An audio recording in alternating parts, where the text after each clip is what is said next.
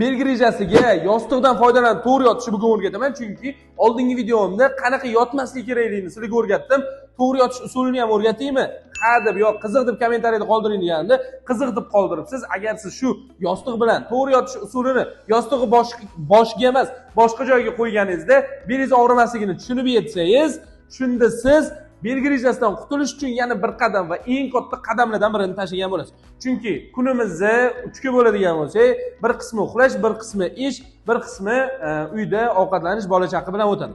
Demak, o'shani 3 dan 1 qismini siz grija og'rig'isiz va grijani davolash uchun to'g'ri yotish bilan o'tkazsangiz, demak siz bitta belgi rejasini og'rig'ini qoldiruvchi eng zo'r usulni o'rganib olgan bo'lasiz. Biz boshladik, video oxirigacha ko'ring. Agar shulardan ham grijangiz og'rig'i qolmayotgan bo'lsa, hali ham nima qilib o'tiribsiz? Grijangiz katta bo'lishi mumkin. Oyog'ingizni uyushtirib, og'ritib o'tirmang. Pastdagi nomerga murojaat tez grijani davolatish. Keyin o'zimiz shunaqa narsalarni tushuntirib beramiz.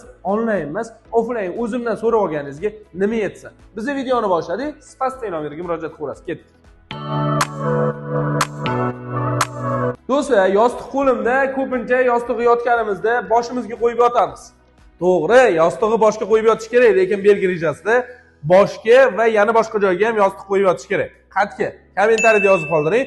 1 daqiqadan keyin o'shani aytaman. Endi, do'stlar, siz yostiqni qaysi organimizga, qaysi joyga qo'yib yotishni aytganingizcha, bitta narsani tushuntirib bering. Agar siz kun mobaynida belingizni charchatib keldingiz va noqulay joyga yotib olsangiz yoki mana ikkita oldingi videomni ko'ring, grijaga noto'g'ri yotish deganmiz.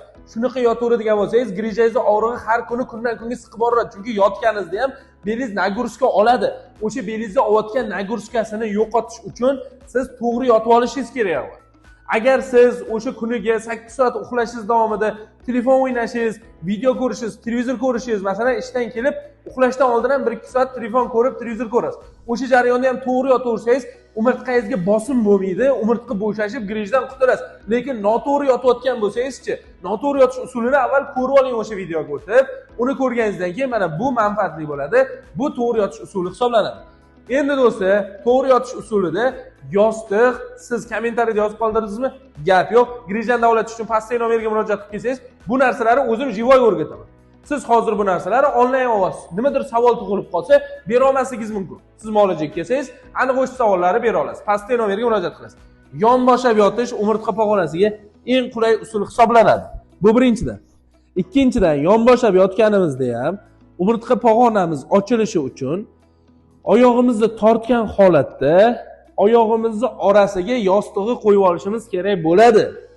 Boshimizda ham yostiq, lekin oyog'imizni orasida yig'gan holatda ikkita tizzamiz orasida yostiq bo'lsa, umurtqa pog'onasida qon zo'r aylanishi natijasida belimiz og'rimaydi. Endi noqulay yotish, noto'g'ri yotish videosini ko'rsangiz, u joyda belimizga yuklama tushib qolsa, mana bu joyda butun tana vaznimiz yonboshlab yotganimizda umurtqa pog'onasiga tushmaydi. Umurtqa pog'onasini ozgina oyog'i yig'ishimiz natijasida qonini zo'r aylantiramiz. Xuddi shunaqa yoting, bel og'riqlaridan yotib ham qutulib ketish mumkin. Agar siz kechqurun bilan uxlaganingizdan keyin ertalab tursangiz, belingiz qotib qolgan bo'lsa, demak noto'g'ri yotyapsiz va ko'ryapsizmi, kundan kunga og'riq kuchayyapti. Har kun noto'g'ri yotaversangiz, grija og'rishiga sabab bo'ladi.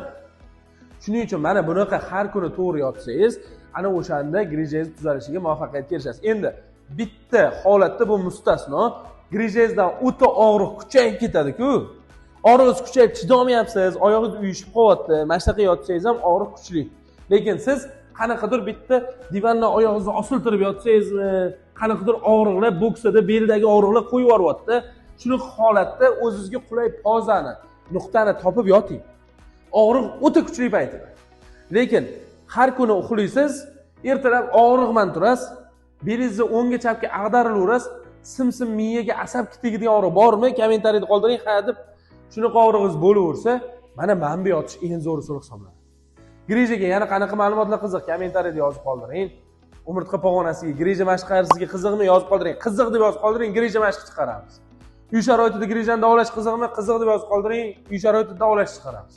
Nima qiziq bo'lsa kommentariyada qoldiring, biz mutaxassismiz, sizga yetkazishga majburmiz. O'shalarni yetkazib beramiz.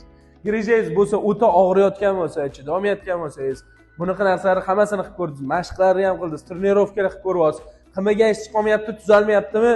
Mana nomerlarga murojaat qilib keling, pastdagi nomerga bo'ldi.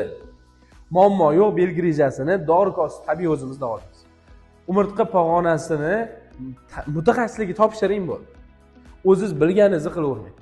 Sog' bo'ling, salomat bo'ling, o'zingizni asrang. Sizlar bilan belgi rejim mutaxassisi Xudo salom berib, keyingi videoda nima chiqaring, kommentariyada qoldiring.